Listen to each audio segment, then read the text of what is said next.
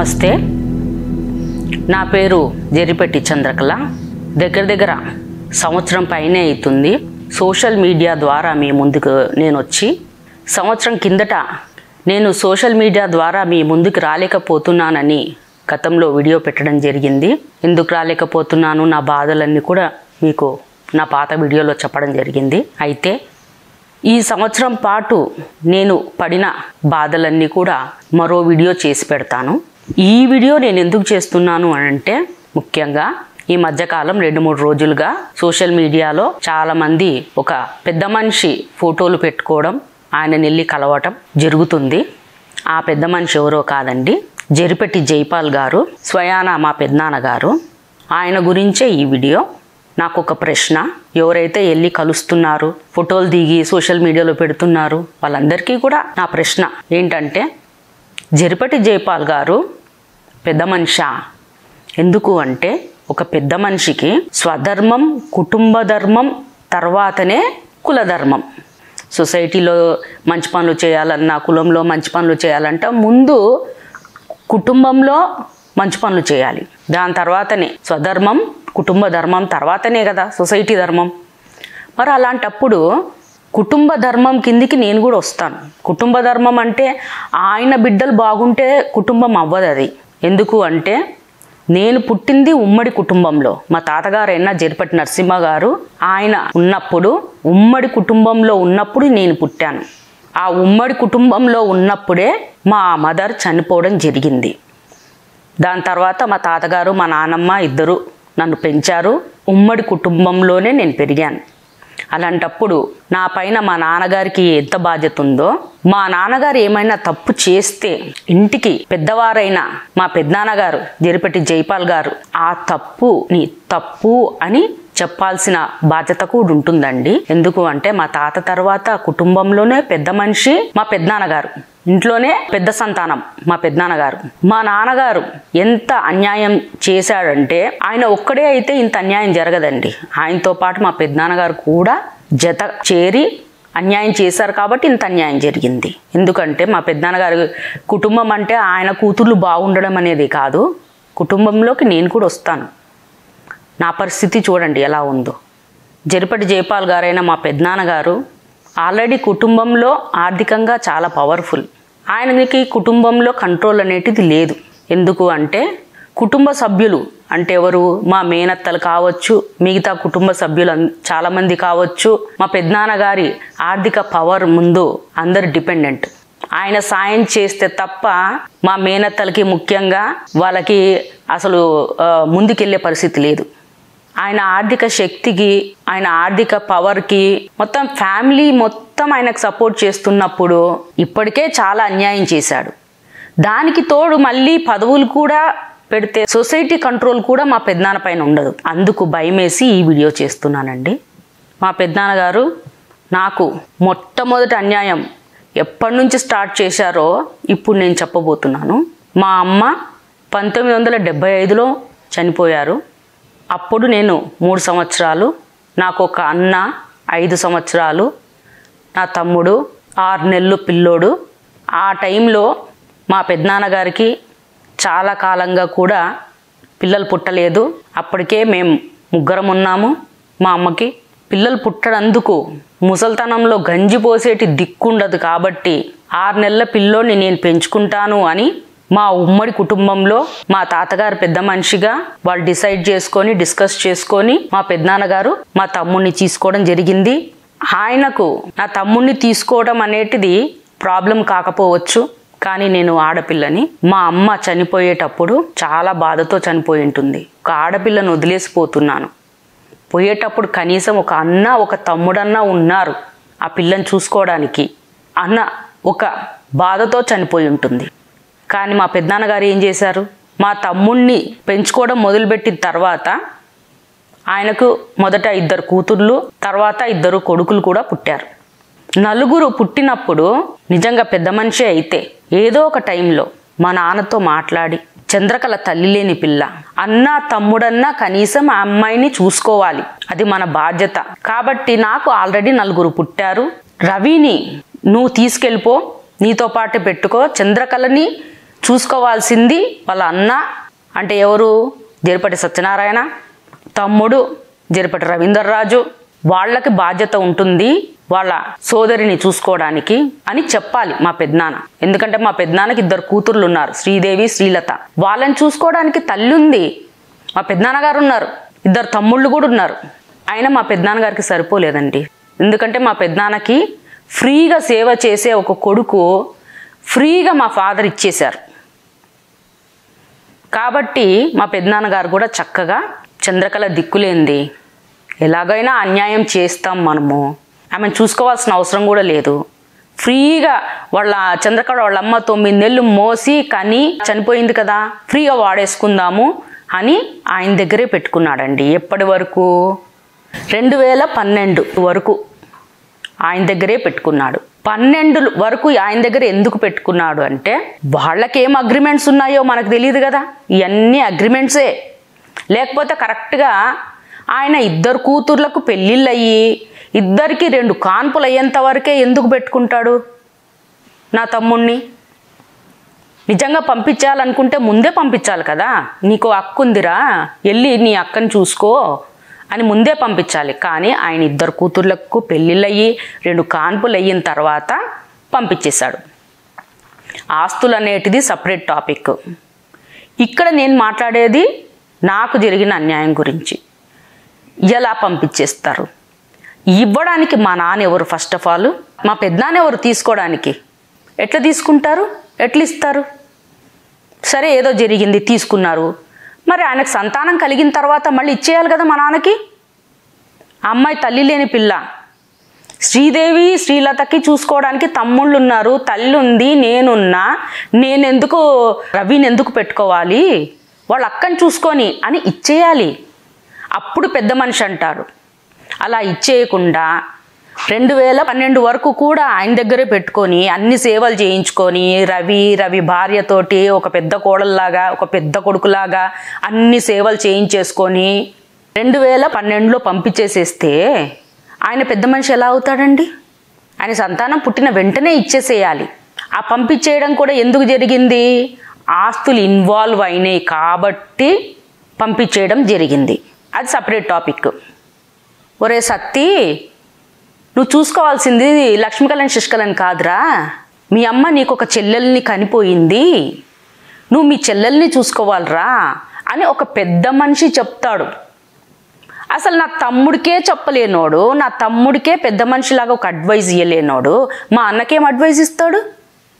1975లో మా పెద్దనాన్నగారు మొదటి అన్యాయం నుంచి మొదలు పెడితే అసలు ఇప్పటి వరకు కూడా మా నాన్నగారితో కలిసి ఎన్నో అన్యాయాలు చేశారు. కానీ నేను ముఖ్యమైనవి చెప్తున్నాను మీకు. అది మొదటిదైతే దాని తర్వాతది ముఖ్యమైన అన్యాయం ఏంటంటే 1997లో నా పెళ్ళి జరిగింది. నా పెళ్ళప్పుడు మామూలుగా ఏ తండ్రి అయినా కానీ కూడా కూతురు పెళ్ళి జరుగుతున్నప్పుడు కన్యాదానం చెయ్యాలి, అది తండ్రి బాధ్యత. నీ కన్న కూతురికి నువ్వు కన్యాదానం చెయ్యకపోతే చాలా ప్రాబ్లం ఉంటుందని ఇంటి పెద్ద మనిషిగా మా పెద్దనాన్నగారు మా నాన్నగారికి చెప్పాలి. తల్లి ఉండే లక్ష్మీకళకు శశికళకు కన్యాదానం చెయ్యకపోయినా పర్వాలేదు, కానీ తల్లి లేని పిల్ల చంద్రకళకు కంపల్సరీగా కన్న తండ్రి కన్యాదానం చెయ్యాలి, లేకపోతే ఆమెకు చాలా సమస్యలు వస్తాయి ఫ్యూచర్లో అనే విషయాన్ని ఇంటి పెద్దగా ఒక పెద్ద మనిషిగా మా పెద్దనాన్నగారు మా నాన్నని వార్నింగ్ ఇవ్వాలి మా నాన్నగారికి. కానీ అలా లేకుండా మా నాన్నగారికి ఆరోగ్య సమస్యలు ఉన్నట్టుగా డ్రామాలు చేసి, అది ఆల్రెడీ మీకు వీడియోలో చెప్పాను, నా పెళ్ళంతా మాయబజార్ లాగా జరిగింది అని.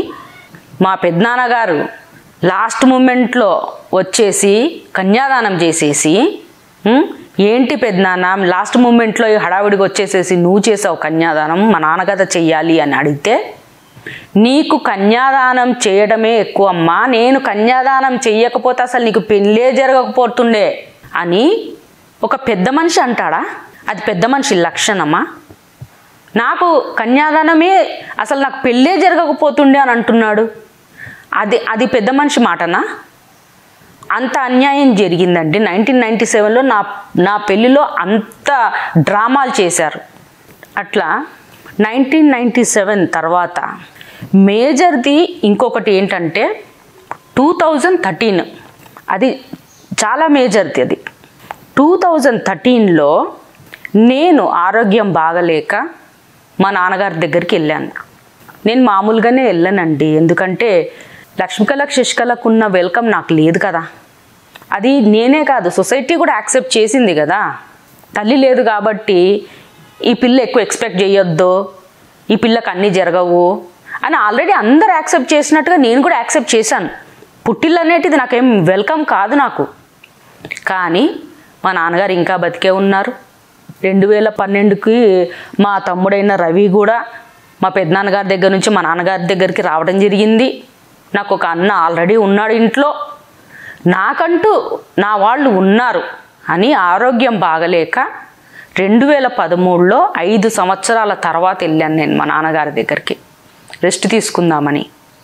అక్కడ వెళ్ళిన తర్వాత మా పెద్దనాన్నగారు, మా పెద్దనాన్నగారి పిల్లలు అంటే ఎవరు, రాజు, ప్రసాద్, మా నాన్నగారు, మా నాన్నగారి పిల్లలు, మా అన్న అయిన సత్యనారాయణ రాజు, రవీందర్ రాజు, మా వదిన కవిత, మా తమ్ముడు భార్య గాయత్రి, వీళ్ళే కాకుండా లక్ష్మీకళ, శశికళ, వీళ్ళందరూ కలిసి డిస్కషన్ చేసుకొని డిసైడ్ చేసుకొని, ఇది జరిగింది 2013లోనండి. డిసైడ్ చేసుకొని అందరూ ఒక డిస్కషన్ పెట్టి, నీకు పుట్టిల్లు లేదు, లక్ష్మీకళ శశికళ అయితే వస్తారు, వాళ్ళు ఉండొచ్చు, నువ్వు రావడానికి వీల్లేదు, నీకు పుట్టిల్లే లేదు, నీకు తల్లి లేదు కాబట్టి నీకు పుట్టిల్లు లేదు. లక్ష్మీకళ శశికళకు తల్లి ఉంది కాబట్టి వాళ్ళకి పుట్టిల్లు ఉంది, వాళ్ళు ఉంటారు, నువ్వు ఉండకూడదు, నువ్వు వెళ్ళిపో అని మా పెద్దనాన్నగారు అన్నారండి. నేను వెళ్ళింది మా పెద్దనాన్న ఇంటికి కాదు, మా ఇంటికి వెళ్ళాను నేను మా నాన్న దగ్గరికి. మా నాన్న దగ్గరికి వెళ్తే ఇంటికి రావద్దు అనే మాట ఏదన్నా ఉంటే ఫస్ట్ మా నాన్న నోటి నుంచి రావాలి.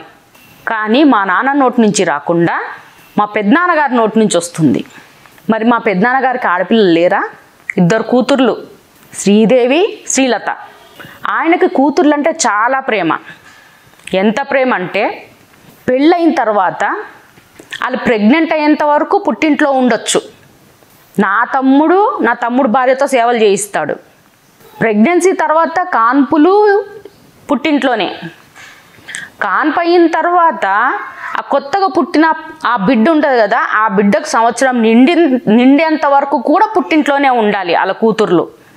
ఆ సేవలన్నీ కూడా మళ్ళీ నా తమ్ముడు పెళ్ళామే చెయ్యాలి. ఆయనకైతే ఒక రూలు, ఆయన కూతుర్ల దగ్గరికి వస్తే ఒక రూలు. కానీ నా దగ్గరికి వచ్చేటప్పటికి నేను ఆడపిల్లని కానా? తల్లి లేని ఆడపిల్లనండి. నాకు ఇంకా ఎక్కువ ఉంటుంది పుట్టింటి పైన ప్రేమ, మా నాన్నగారి పైన ప్రేమ ఇంకా ఎక్కువ ఉంటుంది నాకు, అన్నదమ్ముళ్ళ పైన ప్రేమ ఇంకా ఎక్కువ ఉంటుంది నాకు. ఎవరు లేరు కదా నాకు. అసలు తల్లి ప్రేమకు నోచుకొని దాన్ని నేను, కనీసం తండ్రి ప్రేమ, అన్నదమ్ముల ప్రేమ ఉంటుంది అనుకుంటాను నేను. అలాంటిది మా పెద్దనాన్నగారు వచ్చారు. ఆయన పెద్ద మనిషి, ఆయన డిస్కషన్ చేస్తాడు, నువ్వు రావద్దు ఇంటికి. ఎలా చెప్తాడండి? 2 ఆడపిల్లల తండ్రి, 2 ఆడపిల్లలకి ఇప్పటి కూడా అన్నీ చేస్తున్నాడు, అన్నీ చూసుకుంటున్నాడు. ఒక తల్లి లేని పిల్లని నేను, మా నాన్న దగ్గరికి నేను వెళ్తే ఆయనకేం బాధ? ఆయన వచ్చి నన్ను ఇంటికి రావద్దు అని ఆ డిస్కషన్లో వీళ్ళందరూ కలిసి డిసైడ్ చేసి, లక్ష్మీకళ శశికళ ఉంటుంది, వాళ్ళకి మేము చేస్తాం, నీకు తల్లి లేదు, నీకు మేము చెయ్యము, నువ్వు రావద్దని డిసైడ్ చేశారు. ఎవరు? మా పెద్దనాన్నగారు, మా బాబాయ్ అయిన యాదగిరి గారు, మా నాన్న కొడుకులు, మా పెద్దనాన్న కొడుకులు, ఆఖరికి లక్ష్మీకళ శశికళ, వీళ్ళందరూ కలిసి డిసైడ్ చేసి నన్ను 2013లో ఇంట్లోంచి బయటపడేశారు. నాకు సొసైటీ నాలెడ్జ్ ఏముంది? 2013లో స్ట్రగుల్ అవుతున్నాను జీవితంలో, తల్లి లేని పిల్లగా బ్రతకడానికి పోరాటం నాది. ఎవరున్నారు నా బాధలు చెప్పుకోవడానికి? నాకు ఎవరున్నారు? నా బాధలు వినేవాళ్ళు ఎవరున్నారు? అంత బాధలు పడుతున్నాను నేను. ఆ రోజు నుంచి ఈ రోజు వరకు కూడా మా పెద్దనాన్నగారు చేసిన ఘనకార్యానికి బాధలు పడుతూనే ఉన్నాను. చెప్పుకోవడానికి దిక్కు లేదు కాబట్టి, ఏ దిక్కు లేనివాడికి ఆ దేవుడే దిక్కు అన్నట్టు నాకు దేవుడు సోషల్ మీడియాని సృష్టించాడు. సోషల్ మీడియా ద్వారా నా బాధని నేను చెప్పుకుంటున్నాను సొసైటీకి. ఎందుకంటే కుటుంబ విలువలు లేని ఫ్యామిలీలు, మా నాన్నగారిది, మా పెద్దనాన్నగారిది అంతా ఒకటే కుటుంబం కదా. కుటుంబ విలువలు లేని ఫ్యామిలీ. ఇంట్లో ఒక తల్లి లేని పిల్లకు మొత్తం కుటుంబం కలిసి ఇంత అన్యాయం చేస్తే అడిగే దిక్కే లేనప్పుడు, ఇలాంటి వాళ్ళకి ఆర్థికంగా ఇంత పవర్ఫుల్గా ఉండే వాళ్ళకి పదవులు కూడా ఇస్తే, ఇప్పటికే నా జీవితాన్ని నాశనం చేసేశారు. అన్ని రకాలుగా సఫర్ అయ్యాను నేను, విక్టిమ్ని నేను ఇక్కడ. ఇలాంటి వాళ్ళకి పదవులు ఇస్తే నా పరిస్థితి ఏంటి? ఆల్రెడీ 10 ఏళ్ళ నుంచి భయపడుతున్నాను నేను, చెప్పుకోవడానికే నాకు దిక్కు లేదు. వాళ్ళంటే ఆర్థికంగా డబ్బులు ఉన్నాయి, ఆర్థికంగా పవర్ఫుల్గా ఉన్నారు, వాళ్ళు కావాలంటే మనుషుల్ని పెట్టి ఏమైనా చెప్పుకోవచ్చు, ఎంతమంది కాడికైనా రీచ్ అవుతుంది వాళ్ళు చెప్పింది. నేను ఒక ఆడపిల్లని ఇల్లు తిరిగి నా సమస్య చెప్పుకోలేను కదా. నాకు బాధ్యతలు ఉన్నాయి తల్లిగా. అక్కడికి చాలా కష్టం మీదనే నేను చేశాను. నేను ఏదో నాకు తోచినంత, నాకు తగినంత, నేను చేయగలిగినంత కులానికి ఏదో చేస్తా వచ్చా నేను, అంతే. నేనేం గొప్పగా చేశాను నేను చెప్పట్లేదు. ఏదో నా బాధ్యతలు నేను నిర్వర్తించు, నా బాధలు నేను చూసుకుంటూ, నా ఆరోగ్య సమస్యలు నేను చూసుకుంటూ ఏదో చేశాను. కానీ ఇలాంటి వాళ్ళకి పదవులు ఇస్తే ఇంకా బతకనిస్తారా నన్ను అని భయం వేసి ఈ వీడియో చేస్తున్నానండి. పదవులు ఇచ్చే పెద్ద మనుషులు కూడా ఆలోచించాలి. కుటుంబ విలువలు లేని వాళ్ళు, కుటుంబంలో కంట్రోలే లేని వాళ్ళు, ఆర్థికంగా పవర్ఫుల్గా ఉండేవాళ్ళు, ఇలాంటి వాళ్ళు సమాజాన్ని ఏం ఉద్ధరిస్తారు? ఇలాంటి వాళ్ళకి పదవులు ఇస్తే నాలాంటి ఆడపిల్లల పరిస్థితి ఏంటండి సొసైటీలో? కనీసం సొసైటీ కంట్రోల్ అని ఉండాలి కదా వీళ్ళపైన. అందుకు వీళ్ళకి పదవులు ఇచ్చిన పెద్ద మనుషులను రిక్వెస్ట్ చేసుకుంటున్నాను, మీరు పదవులు ఇచ్చేటప్పుడు ఫ్యామిలీ బ్యాక్గ్రౌండ్ కూడా చెక్ చేయండి. జైపాల్ గారు కూతురు బాగుంటే సరిపోదు, వాళ్ళ తమ్ముడు కూతురు ఎలా ఉన్నారు? తమ్ముడికి ఒక తల్లి లేని కూతురు ఉంది. జైపాల్ గారి తమ్ముడికి, జరిపటి రాములు గారికి ఒక తల్లి లేని కూతురు చంద్రకళ ఉంది. ఆమె ఏం చేస్తుంది ఇప్పుడు? ఆమె బతుకేంటి ఇలా ఉంది అనేటిది కూడా ఆలోచించి పదవులు ఇవ్వాలండి. ఊరికే పదవులు ఇస్తే కుదరదు కదా. కుటుంబంలో ఏం చేయలేని వాళ్ళు సొసైటీలో మంచి చేస్తారు అని ఎట్లా అనుకుంటారండి? అందుకు రిక్వెస్ట్ చేయడానికి నేను ఈ వీడియో పెడుతున్నానండి. నా బాధ, ఒక ఆడపిల్ల బాధ ఇది, ఒక తల్లి లేని ఆడపిల్ల బాధ ఇది. అదే తండ్రికి పుట్టిన లక్ష్మికళ, శశికళ ఒకలాగా బతుకుతూ ఉంటే, తల్లి లేని కారణంగా నన్ను రోడ్డు పైన పడేసిన కుటుంబ సభ్యులందరూ కలిసి మా ఫాదర్కి ఇంత సపోర్ట్ ఇచ్చి ఇంత అన్యాయం చేయించినప్పుడు చెప్పుకునే దిక్కు లేక ఈ వీడియో చేస్తున్నానండి. ఇక్కడ ఒక స్టోరీ చెప్పాలి మీకు. Black shirt, white shirt. Black shirt ఎవరు? మా ఫాదరు జరిపటి రాములు గారు. వైట్ షర్ట్ ఎవరు? మా పెద్దనాన్నగారు జరిపటి జైపాల్ గారు. ఎందుకు అంటే మా ఫాదర్ డైరెక్ట్గా మొహం మీదనే చెప్పేస్తాడు ఏదున్నా సరే. ముందు ఒకటి వెనకలు ఒకటి మాట్లాడు, డైరెక్ట్గా చెప్పేస్తాడు. అవురా బాయ్, నేను తిరుగుతా, నా ఇష్టం వచ్చినట్టు నేను తిరుగుతా, నా సంపాదన నా ఇష్టం, నేను ఎవరికైనా ఇచ్చుకుంటా, ఎట్లనన్నా తిరుగుతా, డైరెక్ట్. బ్లాక్ షర్ట్ కాబట్టి. కానీ మా పెద్దనాన్నగారు ఏంటిది? White shirt. బయట సమాజానికి తెల్లగా కనపడతాడు, చాలా పెద్ద మనిషి కనిపించడానికి, వైట్ షర్ట్ కదా. కానీ అక్కడ కాంట్రాస్ట్ అనేటిది క్రియేట్ చేశారు ఇద్దరు. ఏం కాంట్రాస్ట్ అంటే, మా నాన్న చెడ్డవాడు, మా పెద్దనాన్న చాలా మంచివాడు. ఈ కాంట్రాస్ట్ అనేటిది మామూలుగా జనరల్గా అందరి మీద వాడతారు. ఎవరైనా సాయం కోసము వచ్చారంటే వాడితో ఎంత పని ఉంటుందో అంత పని చేయించుకోవడము, కొట్టడము, ఇది మామూలే సొసైటీలో. కాంట్రాస్ట్ అందరితో వాడతారు, ఇంటి వాళ్ళతో వాడతారు, బయట వాళ్ళతో వాడతారు. కానీ దిక్కులేని దాన్ని కాబట్టి, తల్లి లేని పిల్లని కాబట్టి ఆ కాంట్రాస్ట్ నా మీద మ్యాక్సిమం వాడారు. అంటే ఏంటిది? మా నాన్న ఒక్క దెబ్బేస్తాడు, పెద్దనాన్న దగ్గరికి ఏడ్చుకుంటూ వెళ్తా. మా పెద్దనాన్న ఏం చేస్తారు? మందు పూస్తారు. పూసి నన్ను పంపించేసి మా నాన్నగారికి ఫోన్ చేసి, నువ్వు దెబ్బ వేసావురా, ఏడ్చుకుంటూ నా దగ్గరకు వచ్చింది, ఈసారి నువ్వు ఎంత పెద్ద దెబ్బ వేస్తావు అంటే ఇంకోసారి నా దగ్గర రావద్దు పిల్ల, గింగిరాలు తిరగాల అని చెప్తాడనమాట. అప్పుడు మా ఫాదర్ ఏంటిది, న్యూస్ వచ్చేసింది కదా, ఇన్ఫర్మేషన్ వచ్చేసింది కదా, పెద్దనాన్న దగ్గరికి వెళ్తున్నప్పుడు ఈ పిల్ల బయట వాళ్ళ దగ్గర కూడా పోతుంది అనేది అర్థమైంది కదా. కాబట్టి ఈసారి ఇంకా బెటర్గా ట్యాకిల్ చేసేసి అసలు ఎవరికి చెప్పుకోకుండా ఉండడమే నాకు బెటర్ అనే విధంగా నాకు సెట్ చేస్తారనమాట అందరు కలిసి. ఈ కాంట్రాస్ట్ అనేటిది వాళ్ళు అందరి మీద వాడతారు, నా మీద మ్యాక్సిమం వాడారు. ఇది కాంట్రాస్ట్ స్టోరీ అండి ఇది. అయితే ఇక్కడ మా ఫ్యామిలీలో ఎలా అయిపోయిందంటే, 2013లో డిస్కషన్ పెట్టేసి నన్ను ఇంట్లోంచి పంపించేసిన తర్వాత మా పెద్దనాన్నగారి ఇంత పెద్ద మనిషి అయ్యుండి ఎట్లొచ్చాడు ఈ డిస్కషన్కి? ఒక తల్లి లేని పిల్లని ఇంట్లోంచి తరిమేసేయడానికి ఎట్లొచ్చాడు ఈ డిస్కషన్కి అని నేను చాలా బాధపడ్డ తర్వాత నేను ఇంకా మధురానగర్లో ఉండాల్సిన దాన్ని చందానగర్కి వచ్చేసానండి. మై హోమ్ జ్యువెల్కి వచ్చేసాను. మై హోమ్ జ్యువెల్కి వచ్చిన తర్వాత నాకు తెలిసిన విషయం ఏంటంటే చాలా పెద్ద విషయం తెలిసింది నాకు. అది ఏంటి అంటే మా పెద్దనాన్నగారి పెద్ద కొడుకు రాజు వాళ్ళ భార్య మంజుల వాణి, తను ఆ టైంలో ఎప్పుడు నేను నన్ను 2013లో డిస్కషన్ పెట్టి నన్ను ఇంట్లోంచి పంపించేసిన ఆ టైం కన్నా ముందు ఆ అమ్మాయి చందానగర్ పిఎస్లో మా పెద్దనాన్నగారైన జరిపెట్టి జైపాల్ గారి కుటుంబ సభ్యులపైన డౌరీ కేసు ఫైల్ చేసి కర్నూలుకి వెళ్ళడం జరిగింది అనేటిది నాకు తెలిసింది.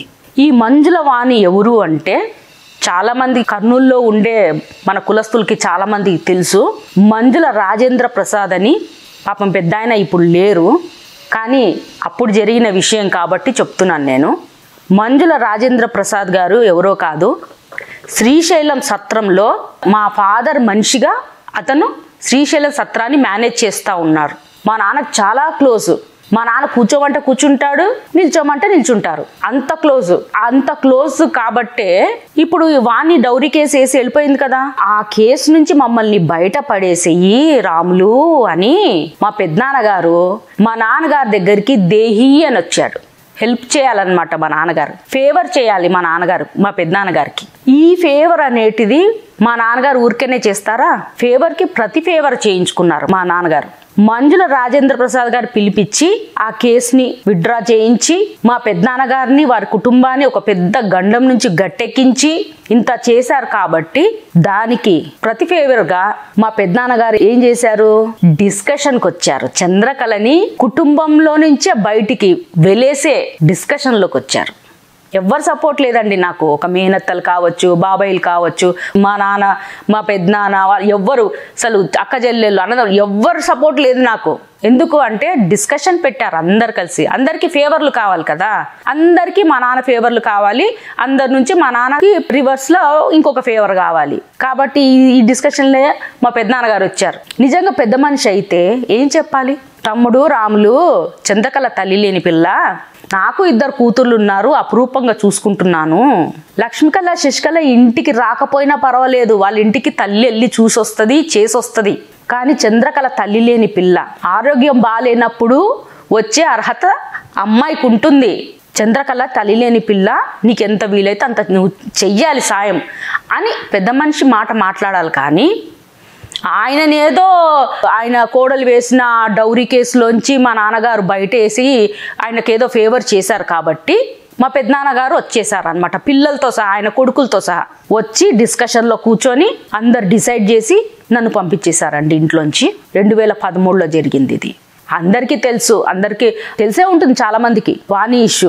నాకే లేట్గా తెలిసింది ఇలాంటి డిస్కషన్కి పెద్దనాన్న ఎలా వచ్చాడు అని. తెలిసిన తర్వాత చాలా బాధపడ్డాను, కానీ నేను చేసేది ఏమీ లేదు. ఎందుకంటే ఒకరినొకరు సాయం చేసుకొని ఒకరినొకరు కష్టాల్లోంచి బయటేసుకొని అంతే నాకు అన్యాయం జరగాలి అని మా నాన్న అనుకుంటే దాంట్లో మా పెద్దనాన్న వచ్చి దూరేస్తాడు. ఎట్లయినా సరే అన్యాయం చేయడానికి ఆయనకి ఏ ఫీలింగ్స్ లేవు. ఆయన కూతుర్లకు అన్యాయం జరిగితేనే ఆయనకు ఫీలింగ్. తల్లి లేని చంద్రకళకి ఎంత అన్యాయం చేసినా కానీ కూడా మా నాన్న ఆయనకే ఫీలింగ్ లేదు. ఆయన కుటుంబం బాగుంటే చాలు. తల్లి లేని చంద్రకళ తలపైన కాళ్ళు పెట్టి తొక్కి మరి ఆయన కుటుంబాన్ని, ఆయన బిడ్డల్ని, ఆయన సంసారాన్ని ఆయన కాపాడుకుంటాడు. మా పెద్దనాన్న బాగు చేసుకున్నాడు, ఆయన కుటుంబాన్ని బాగు చేసుకున్నాడు. ఇది పెద్ద మనిషి మా పెద్దనాన్న. కానీ అక్కడితో నన్ను వదిలిపెట్టలేదు. అంటే నన్ను ఇంట్లోంచి పంపించేసిన తర్వాత కూడా నన్ను మనశ్శాంతిగా బతకనీయలేదు. మా మేనత్తలు ఉన్నారు కదండి, నాకు 5 మంది మేనత్తలు ఉన్నారు. జరిపెట్టి నరసింహ గారికి 5 మంది కూతుర్లు, మా నాన్నకి మా పెద్దనాన్నకి 5 మంది చెల్లెళ్ళు అనమాట వాళ్ళు. ఆ 5 మందిలో 4 చెల్లెళ్ళకి 86 బిఫోర్ పెళ్ళి. ఒకే ఒక్క మేనత్త, 5వ మేనత్త మాత్రం 90లో పెళ్ళయింది. ఆమెకు ఒక్కదానికే ఆస్తుల సమాన హక్కు ఉంది. కానీ ఆమెకు మా తాతగారు బ్రతుకుండగానే పెళ్ళిళ్ళు అయినాయి, అన్నీ సెట్ చేసి వెళ్ళిపోయారు కాబట్టి షీ సాటిస్ఫైడ్. వాళ్ళ బ్రదర్స్ ఏమన్నా, వాళ్ళ నాన్న ఇచ్చిన ఆస్తులు కాకుండా వాళ్ళ బ్రదర్స్ ఏమన్నా ఇస్తే అది అడిషనల్. ఆమె సాటిస్ఫైడ్. కానీ ఈ మిగిలిన నలుగురు ఎవరైతే 86 కంటే ముందు పెళ్లిళ్ళైన నలుగురు ఏ మేనత్తలైతే ఉన్నారో వాళ్ళకి సమాన హక్కులు లేవు. జరిపెట్టి నరసింహ గారు అంటే ఎవరండి? కోట్లు కోట్లు సంపాదించిన వ్యక్తి. ఈ వడ్డర కులంలో మా తాతగారు సంపాదించినంత నాకు తెలిసి ఈ చుట్టుపక్కల ఎవరు సంపాదించలేదు. అంత సంపాదించిన జరిపెట్టి నరసింహకు పుట్టిన కూతుర్లము మేమేంటి ఇంత దారుణంగా బతుకుతున్నాము? మరి అదే తండ్రికి పుట్టిన మా అన్నలు మాత్రం కోట్లు కోట్లు మగపిల్లలుగా పుట్టడం వల్ల, హక్కులు ఉండడం వల్ల వాళ్ళు చాలా బాగా బతుకుతున్నారన్న బాధ మా మేనత్తల్లో విపరీతంగా ఉంది. బయటికి చెప్తున్నారా లేదా అనేది అనవసరం. నేను గమనించింది నేను చెప్తున్నాను. కానీ ఏమీ చేయలేరు. ఎందుకంటే లీగల్గా వాళ్ళకి ఎటువంటి రైట్స్ లేవు. ఫైనల్గా వాళ్ళే సరెండర్ అయిపోయారు. ఎంత వస్తే అంత, ఎంత ఇస్తే అంత. పెద్దన్న ఏం చెప్తే అది చేస్తే పెద్దన్న ఏదన్నా ఇస్తాడు, చిన్నన్న ఏదన్నా చెప్తే ఏదన్నా ఇస్తే తీసుకుందాము అని ఫిక్స్ అయిపోయారు వాళ్ళు. కాబట్టి మా ఫాదర్ కూడా ఏం చేస్తున్నాడు, మా మేనత్తలు తెరగా దొరికారు కదా, వాడుకున్నాడు. ఏమని? మా మేనత్తల్ని నా ఇంటి మీదకి పంపించడం. మా మేనత్తలకి మా నాన్నగారు ఆశ పెట్టింటాడు కదా, ఉట్టినే రారు కదా. తల్లి లేని పిల్లని నన్ను ఆల్రెడీ ఇంట్లోంచి పంపించేసిన తర్వాత నా బతుకు నేను బతుకుతూ నా బాధలు నేను పడుతున్నప్పుడు మరి నన్ను వదిలేయకుండా మేనత్తలకి ఏం అవసరం? ఊరికనే వచ్చి నన్ను గెలకడానికి ఏం అవసరం? కానీ ఇక్కడ మా నాన్నగారికి మా పెద్దనాన్నగారికి బాధ ఎక్కువైపోయింది. అరే ఈ పిల్ల ప్రశ్నలు వేస్తూనే ఉంది, ఆపట్లేదు. లక్ష్మీకళని శశికళని చూస్తావు, నన్నెందుకు చూసుకోవు? ఏం పెద్దనాన్న, శ్రీదేవి లతకైతే నువ్వు అట్లా చూసుకుంటావు, నేను మా నాన్న దగ్గరికి వెళ్తే నీకేం బాధ? ఇలాంటి ప్రశ్నలు నా వరుస వస్తూనే ఉన్నాయి నా నుంచి. కాబట్టి నన్ను సైలెంట్ చేయాలి. సైలెంట్ చేయాలంటే ఏం చేయాలి? మా అత్తల్ని నా ఇంటి మీదకి తోలాలి. మా మేనత్తలు నా ఇంటి మీదకి రావటం, ఇష్టం వచ్చినట్టు తిట్టడం. సొంత మేనత్తలు వచ్చి ఇంటి మీదకి వచ్చి ఇష్టం వచ్చినట్టు తిట్టిపోతూ ఉంటే కేసులు పెడతామా? వాళ్ళు తీసుకొని అన్నారు కూడా. ఫిజికల్గా కొడితే గిడితే కేసులు తీసుకుంటారు, కానీ ఇంట్లోకి దూరి వచ్చి ఇష్టం వచ్చినట్టు తిట్టిపోతే కేసులు ఉండవంట. అలాంటి వాళ్ళ మీద కేసులు పెట్టలేం. సొంత మేనత్తలు కాబట్టి కేసులు పెట్టలేం. రావద్దు అన్నా సరే వస్తారు, ఎందుకంటే మా నాన్నగారు ఆశ చూపిస్తున్నారు కాబట్టి. డబ్బాశ, వాళ్ళకి డబ్బు కావాలి, వాళ్ళు రావడం మానేయరు, మా నాన్న పంపించడం మానేయడు, వాళ్ళు వచ్చి తిడుతూనే ఉన్నారు. అట్లనే నాకు ఆరోగ్యం విపరీతంగా పాడైతా వచ్చింది. మై హోమ్ జ్యువెల్ నుంచి పారిపోయి వచ్చేసాను నేను. అక్కడ ఆ దాడి తట్టుకోలేక మేనత్తలు ఊరికే వచ్చి తిడుతున్నారని పారిపోయి మై హోమ్ జ్యువెల్ నుంచి పారిపోయి గోపన్పల్లి తాండాలో వచ్చి ఉంటున్నాను. ఇక్కడికి వచ్చి ఉన్నా సరే మా నాన్నగారు నన్ను వదిలిపెట్టలేదు. మా మేనత్తల్ని పంపిస్తానే ఉన్నారు. వాళ్ళు ఇంటి దగ్గర రావడం, తిట్టడం, పోవడం ఇలా జరుగుతున్నప్పుడు ఇంకా నేను ఇక్కడ ఉండలేను, నా ఆరోగ్యం పాడైపోతుంది అని 2019లో మేము బెంగళూరుకి పారిపోవడం జరిగిపోయింది. మా మేనత్తలు వచ్చి తిట్టేది ఏంటి? నువ్వు ఎక్కడికి వెళ్తావో వెళ్ళు, హైదరాబాద్లో ఉండొద్దు, నువ్వు నీకేం పని హైదరాబాద్లో, తల్లి లేని పిల్లవు, నీకు పెళ్లి చేసుడే ఎక్కువ, హైదరాబాద్ వదిలేసి వెళ్ళిపోను అని ఇంటి మీదకి వచ్చి విపరీతంగా తిట్టడమే కాదు, చనిపోయిన మా అమ్మని కూడా తీసి తిట్టడం మొదలుపెట్టినప్పుడు నేను సెన్సిటివ్. నేను ఎలా తట్టుకుంటాను చెప్పండి? నేను పారిపోయేంత వరకు మా నాన్నగారు మా పెద్దనాన్నగారు వదిలిపెట్టలేదు, మా మేనత్తల్ని పంపిస్తానే ఉన్నారు. మరి మా పెద్దనాన్నగారు పెద్ద మనిషి అయితే మా పెద్దనాన్నగారు చెప్పాలి కదా మా మేనత్తలకి, అమ్మ మీకు అవసరాలు ఉంటే ఉండొచ్చమ్మా, ఆడపిల్లలు మాకు తగ్గట్టుగా మాకు సమానంగా మీకు ఆస్తులు రాలేదు, వాస్తవం, మాకు చేతనైనంత సాయం మీకు చేస్తున్నాం కదా. సరే చంద్రకళ వాళ్ళ నాన్న మీకు ఏదో ఇస్తా అంటున్నాడు, పంపిస్తున్నాడు, మీరు ఆలోచించండి కొంచెం. తల్లి లేని పిల్ల ఇంటి మీదకి వెళ్తారమ్మా? వెళ్ళకూడదు కదమ్మా, ఏమో బతుకుతుంది ఆమె బతుకు, ఆమె వెళ్ళకండి అని చెప్పాలి పెద్ద మనిషి అయితే. ఏమో నాకేం సంబంధం, మీ నాన్న పంపిస్తున్నాడు, మీ మేనత్తలు వస్తున్నారు, నాకేం సంబంధం అని అంటాడు మా పెద్దనాన్న. ఇట్లా వచ్చి తిట్టిపోతున్నారు పెద్దనాన్న నన్ను అంటే నాకేం సంబంధం అంట పెద్ద మనిషా, సంబంధం నాకేం సంబంధం అని అంటే పెద్ద మనిషా. ముక్కు ముఖం తెలియని వాళ్ళు ఎవరైనా రోడ్డు మీద కష్టాలు పడుతుంటే అమ్మ నాకు ఈ కష్టం వచ్చిందంటే స్పందిస్తాం. సోషల్ మీడియాలో నాకు ఈ కష్టం వచ్చింది అని అంటే సోషల్ మీడియా గ్రూప్లో ఉండే వాళ్ళందరూ ఎవరితో వచ్చినట్టు వాళ్ళు స్పందిస్తారు. ముఖం చూడాల్సిన అవసరం కూడా లేదు, ఒక మెసేజ్కి ఒక టెక్స్ట్కే స్పందిస్తాం. అలాంటిది కూతుర్ని నేను పెద్ద మనిషి అని చెప్పుకున్నప్పుడు మా పెద్దనాన్న స్పందించాలి కదా. నాకేం సంబంధం అని చెప్తున్నాడు ఆయన, ఒక పెద్ద మనిషి. పారిపోయామండి 2019లో బెంగళూరుకి పారిపోయాం. అక్కడ పారిపోయిన తర్వాత అక్కడైనా నన్ను మనశ్శాంతిగా ఉండనిచ్చారా? ఇక్కడ ఏమైపోయింది, మా తమ్ముడు రవీందర్ రాజుని మా పెద్దనాన్నగారు పెంచుకోవడం జరిగింది. పెంచుకున్నప్పుడు ఆయనకి ఏ బాధ కలగలేదు.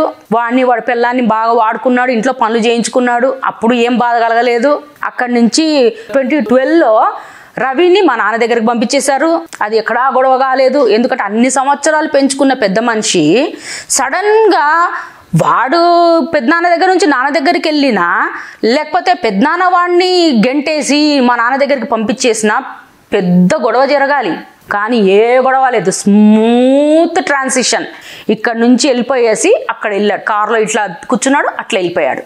అన్ని సంవత్సరాలు పెంచుకొని పనులు చేయించుకున్న తండ్రి మా జరిపటి జయపాలు మా తమ్ముడికి సర్టిఫికెట్స్లో స్మూత్ ట్రాన్సిషన్, ఏ ప్రాబ్లం లేదు. కానీ ఆస్తుల విషయంలో ప్రాబ్లమ్స్ వచ్చాయి. ఇప్పుడు తెలుసు కదండి, ఎక్కడైనా ఉండేదే కదా. ఇప్పుడు తండ్రి పేరు జరిపటి రాములు అని ఉండాల్సిన ప్లేస్లో ఆయన తండ్రి పేరు ఇచ్చాడు రవికి, జరిపటి జైపాల్ అని. కాబట్టి ఆస్తి ఇష్యూస్ అనేటిది నార్మల్ జరిగినాయి. ఏం చేయాలి? పెద్ద మనిషి అయితే కూర్చోపెట్టి మాట్లాడుకోవాలి, సెటిల్ చేసుకోవాలి. లేదు, అది ఒక స్టెప్ ఎక్కువ వెళ్ళిపోయింది. రవి ఏం చేశాడు? కేసేశాడు మా పెద్దనాన్న పైన, ఆస్తులు కావాలి అని. మరి మా పెద్దనాన్న ఏం చేయాలి? కూర్చోపెట్టి మాట్లాడుకోవాలి, కేసేసినా సరే మాట్లాడుకోవాలి. కానీ ఆయన మాట్లాడుకోకుండా ఇవ్వాల్సి వస్తుంది. పెంచుకున్నాడు కాబట్టి, పనులు చేయించుకున్నాడు కాబట్టి ఆస్తి ఇప్పుడు ఇవ్వాల్సి వస్తుంది. కాబట్టి ఇవ్వకుండా ఉండడానికి మూసాపేట మీద మా నాన్నగారి థియేటర్స్ ఉన్నాయి కదండి, లక్ష్మీకళ, శశికళ, చంద్రకళ థియేటర్స్ పైన కేసేశారు మా పెద్దనాన్నగారు అండ్ వాళ్ళ కొడుకులు. ఆ కేసు ఎలా వేశారు? 2013లోనేమో నాకు హక్కే లేదు, నువ్వు తల్లి లేని దానివి, నువ్వు ఇంటికే రావద్దు, నువ్వు వెళ్ళిపో, అది ఇదని డిస్కషన్ పెట్టి నన్ను ఇంట్లోంచి పంపించేసిన మా పెద్దనాన్నగారు, నేను ఎక్కడో బెంగళూరులో ఉన్నా సరే నా అడ్రస్ కనుక్కొని వాళ్ళ చిన్న కుమారుడైన ప్రసాద్ చేత నాకు ఫోన్ చేయించి, అక్క నీకు తాత ఆస్తిలో నీకు కూడా వాటా ఉంటుందక్క అని చెప్పి జరిపటి చంద్రకళని అయిపోయాను నేను సడన్గా కేసు విషయంలో. వాళ్ళ లాయర్ గారి చేత నాకు సమ్మన్స్ పంపించారు బెంగళూరుకి. దాంట్లో ఏమనుంది? ఇప్పుడు సడన్గా మా పెద్దనాన్నగారికి రవి కేసులు వేసిన వెంటనే ఆస్తుల విషయంలో కొంచెం నొప్పి కలగంగానే నేను గుర్తుకొచ్చేసాను. ఎందుకు అంటే రవి కేసు కంట్రోల్ చేయలేకపోయాడు కాబట్టి ఈయన కేసు వేసి దాంట్లో నన్ను పెట్టుకుంటే ఆయన కేసు స్ట్రాంగ్ అవుతుంది కదా. ఆడపిల్ల చంద్రకళ, ఆమె కూడా జరిపటి నరసింహ మనవరాలే, ఆమెకు కూడా హక్కు ఉంది. మరి కేసు స్ట్రాంగ్ అయిపోతుంది కదా మా పెద్దనాన్నగారి తరఫు నుంచి. కాబట్టి సమన్స్ పంపించారు. నేను ఎక్కడికి వెళ్ళినా నన్ను వదిలిపెట్టేటట్లు లేరు అని అనుకున్నాను. 2021 అంతా నేను మళ్ళీ హైదరాబాద్కి గోపన్పల్లి తాండాకే రావడం జరిగింది. కానీ ఇక్కడ మా నాన్నగారు మా పెద్దనాన్నగారు already black shirt white shirt contrast maintain చేస్తారనే విషయం నాకు తెలిసినప్పుడు నేను ఎట్లా వెళ్తానండి? అంటే ఏంటి, నేను వెళ్తాను, మా పెద్దనాన్నగారి కేసు స్ట్రాంగ్ అవుతుంది, మళ్ళీ వాళ్ళందరూ కూర్చొని సెటిల్ చేసుకుంటారు అంటే మళ్ళీ ఇద్దరు కలిసి నన్ను కొడతారు కదా. అంటే నేను సరెండర్ అయ్యి మాకు పెద్దనాన్నగారు కాలకాడికి రావాలన్నమాట. నాకు కూడా జరిపటి నరసింహ గారు ఆస్తిలో వాటా ఉంది, రైట్ ఉంది కదా పెద్దనాన్న అని సరెండర్ అయితే మళ్ళీ అందరు కలిసి కొట్టచ్చు. ఎందుకు పోతానండి? ఆల్రెడీ భయంకరమైన దెబ్బలు కొట్టారు నన్ను. ఎందుకు పోతాను నేను? మళ్ళీ నా పార్టీకి నేను గోపన్పల్లి తాండాలో బతుకుతున్నాను, నా బతుకు నేను బతుకుతున్నాను. కానీ 2021లో ఇక్కడ నేను వచ్చిన తర్వాత దసరాకు వచ్చాను. డిసెంబర్ టైంలో దగ్గరలో బసవతారక నగర్ బస్తీ అనేటిది ఇష్యూ ఒకటి పెద్దది జరిగింది, వడ్డర బస్తీ. అది కూడా నేను బెంగళూరుకి వెళ్ళక ముందు కేశవ్ నగర్ బస్తీ ఇష్యూ డీల్ చేశాను నేను. దాని తర్వాత ఇక్కడికి వచ్చిన వెంటనే వితిన్ 2-3 months బసవతారక నగర్ బస్తీ ఇష్యూ జరిగింది. నేను 1 కిలోమీటర్ దూరంలోనే ఉంటాను కాబట్టి ఆ ఇష్యూ నేను టేకప్ చేశాను. అక్కడికి వచ్చిన పెద్ద మనుషులు అందరికీ తెలుసు నేను ఎంత తిరిగాను, నేను ఎంత చేశాను అనేటిది నేను స్పెషల్గా చెప్పాల్సిన అవసరమే లేదు. అక్కడ ఆ ఇష్యూ జరిగేటప్పుడు అన్ని రాజకీయ పార్టీల నుంచి అన్ని రకాల మీటింగ్స్ జరుగుతున్నాయి. అక్కడ సపోర్ట్ ఇస్తున్నారు బసవతారక నగర్ వాసులకి, వడ్డర్లకి.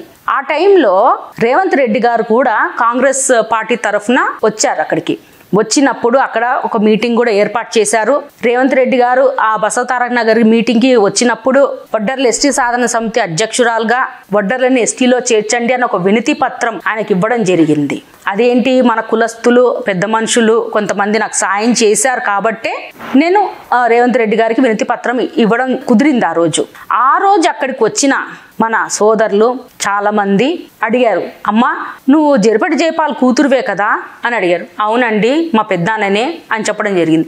మరి ఆయన కాంగ్రెస్ మీటింగ్ ఆయన వచ్చాడు, నువ్వు ఇక్కడ యాక్టివ్గా తిరుగుతున్నావు, ఏమ్మా ఇన్ని సంవత్సరాల తర్వాత కనిపిస్తున్నావు, బాగున్నావా అని అడగట్లేదు ఆయన, నిజంగా నీ సొంత పెద్దనాన్ననేనా అని అన్నా. నా సొంత పెద్దనాన్ననేనండి అని అంటే కూతురు ఇన్ని సంవత్సరాల తర్వాత కనిపిస్తే కూడా కనీసం బాగున్నావా అమ్మా అని అడుగుతలేడంటే ఈయనేం పెద్ద మనిషి అని. మా పెద్దనాన్నగారి డబ్బు ఉంది కాబట్టి ఆయన ముందుకెళ్ళి ఆయనతో నవ్వి పలకరిస్తున్నారేమో, కానీ నా దగ్గరకు వచ్చి ఈయన పెద్ద మనిషి అని అంటున్నారు. అది జరిగింది. అదే ఇప్పుడు మీరు వెళ్ళి అడగండి, ఎవరన్నా వెళ్ళి అడగండి మా పెద్దనాన్నని, చంద్రకళ, ఎందుకంటే నేను కూడా కులంలో యాక్టివ్గా తిరుగుతున్నాను, చాలా మందికి నేను కూడా పరిచయస్తురాలనే కదా, అడగండి ఎక్కడుంది చంద్రకళ. ఏమో మాకు తెలియదు ఎక్కడుందో, మాకు ఆమెకు అస్సలు ఎక్కడ కమ్యూనికేషనే లేదు, నాకు తెలియదు. ఆయన నియోజకవర్గంలోనే నేను ఉంటున్నది, ఆయన నియోజకవర్గం కిందకే వస్తుంది ఈ గోపన్పల్లి తాండా, కానీ ఆయనకు తెలియదు అంటాడు. కానీ సమ్మన్స్ పంపించడానికి మాత్రం బెంగళూరులో నేను ఎక్కడున్నా సరే నా అడ్రస్ కనుక్కొని మరి కొడుకు చేత ఫోన్ చేయించి మాట్లాడించి మరి సమ్మన్స్ పంపిస్తాడు. కానీ నేను ఎక్కడున్నాను అన్నట్టు తెలియదు ఆయనకి సంబంధం లేదు. అంత పెద్ద మనిషి మా పెద్దనాన్నగారు. అంటే నన్ను ఎక్కడ వదిలించుకోవాలో అక్కడ వదిలించేసుకున్నాడు, ఎక్కడ వాడుకోవాలో నన్ను బాగా వాడేసుకున్నాడు అనమాట.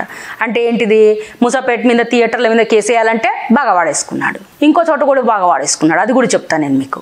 రవి కేసు వేసాడు కదా, పెద్దనాన్న ఆస్తులో వాటా కావాలని కేసు వేసాడు కదా, ఇప్పుడు వాడి కేసుని ఆయన ఎదుర్కోవాలి ధైర్యంగా, ఆయన ఫేస్ చేయాలి ధైర్యంగా. సిచ్యుయేషన్ని ఫేస్ చేయకుండా ఆయన ఆన్ ఓత్ అండి కోర్టులో చెప్తున్నాడు. ఏమని? ఆయనంట మా మదరు చిన్న వయసులో చనిపోయినప్పుడు మా ఫాదర్ మళ్ళీ పెళ్లి చేసుకోవాలనుకుంటున్నాడు కాబట్టి మా ముగ్గురిని మా ఫాదర్ అబెండన్ చేశాడంట. ఆయన అబెండన్ చేస్తే మా పెద్దనాన్నగారు మా ముగ్గురికి ఫాదర్ లాగా మాకు లైఫ్ ఇచ్చాడంట. ఇదేం అబద్ధం అండి? అసలు మా పెద్దనాన్నగారికి మా నాన్నగారికి పెళ్ళిళ్ళు అయ్యి పిల్లలు పుట్టి అంతా మా తాతగారి సంరక్షణలో జరిగింది. లింగంపల్లిలో పోలీస్ స్టేషన్ వెనకాల ఇల్లు ఇప్పటి కూడా ఉందండి. మా పెద్దనాన్నగారి పెళ్ళిళ్ళు ఆయనకు పిల్లలందరూ కూడా అదే ఇంట్లో జరిగినాయి. మా నాన్నగారి పెళ్ళిళ్ళు ఆయన పిల్లలందరూ అదే ఇంట్లో జరిగింది. 1990 వరకు కూడా అది ఉమ్మడి కుటుంబమే. మరి 1990 వరకు కూడా అది ఉమ్మడి కుటుంబమే అయినప్పుడు మా ఒకే ఇంట్లో ఉన్నప్పుడు మా నాన్నగారు నన్ను అబాండన్ చేయడం ఏంటి, ఈయన నాకు లైఫ్ ఇవ్వడం ఏంటి, ఇది తీసుకెళ్ళి ఆన్ ఓత్ కోర్టులో ఈయన చెప్పడం ఏంటి, ఇవేం అబద్ధాలు? ఈ పెద్ద మనిషి లక్షణాలా ఇవి?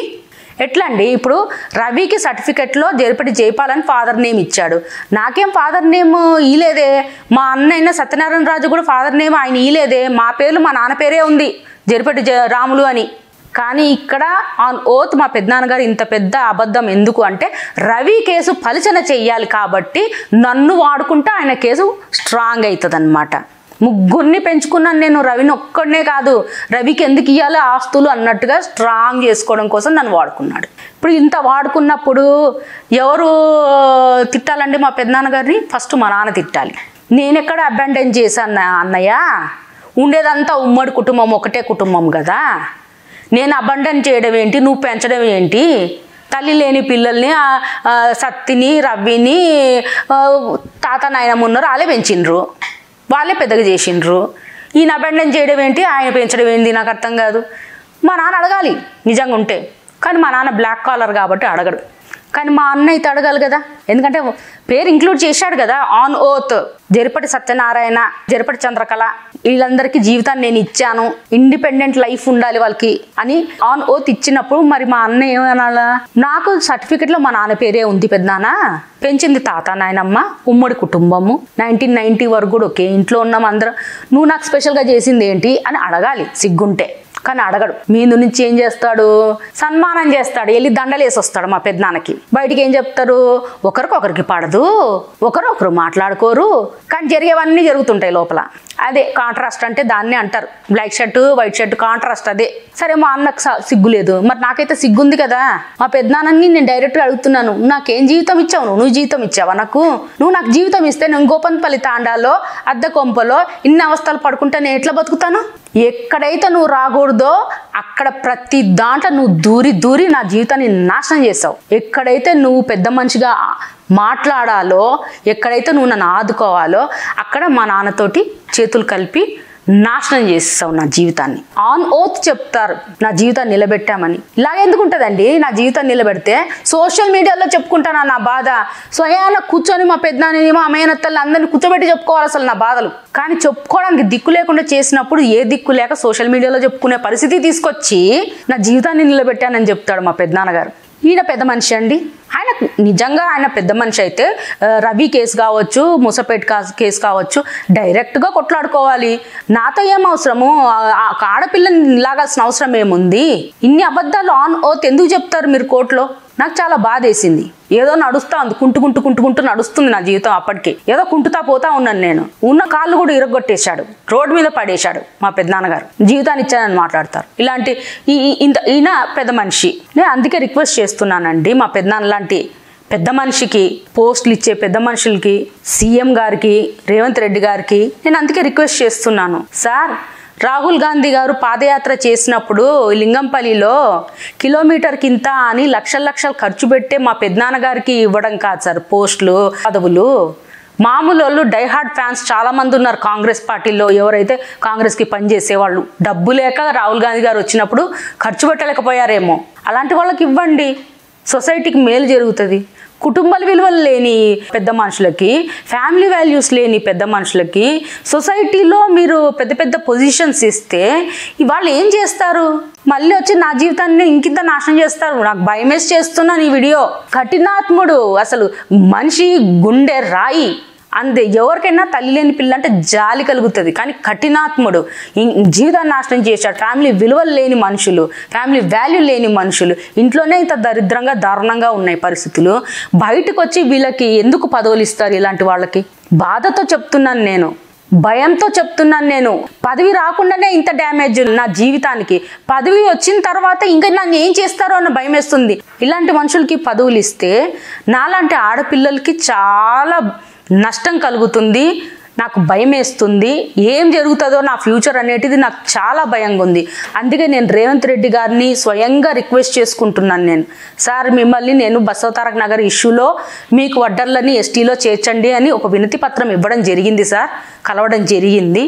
నేను ఎవరినో కాదు, మీరు ఎంబీసీ చైర్మన్గా ఇచ్చిన జరిపటి జయపాల్ గారి తమ్ముడి జరిపటి రాముల్ గారి కూతుర్ని, మా పెద్దనాన్నగారైనా తల్లి లేని పిల్లనైనా నన్ను చాలా హింసలు పెట్టారు, చాలా బాధలు పెట్టారు. ఆఖరికి ఇంట్లోంచి తరిమేసేసి హైదరాబాద్లో నుంచే వెళ్ళిపో అన్నంత టార్చర్ పెట్టారు, దిక్కుమొక్కు లేకుండా చేశారు.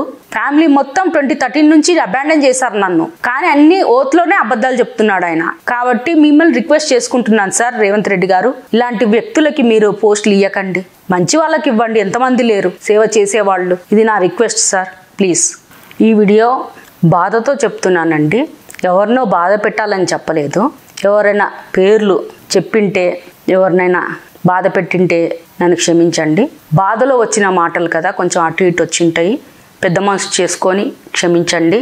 ఎవరినో బాధ పెట్టాలని చెప్పేసి నేను చేయలేదు ఈ వీడియో. ఎవరినో బాధ పెట్టాల్సిన అవసరం కూడా నాకు లేదు. నా బాధ చెప్పుకోవడం కోసం ఈ వీడియో చేశాను. తప్పులుంటే నన్ను క్షమించండి. నమస్తే.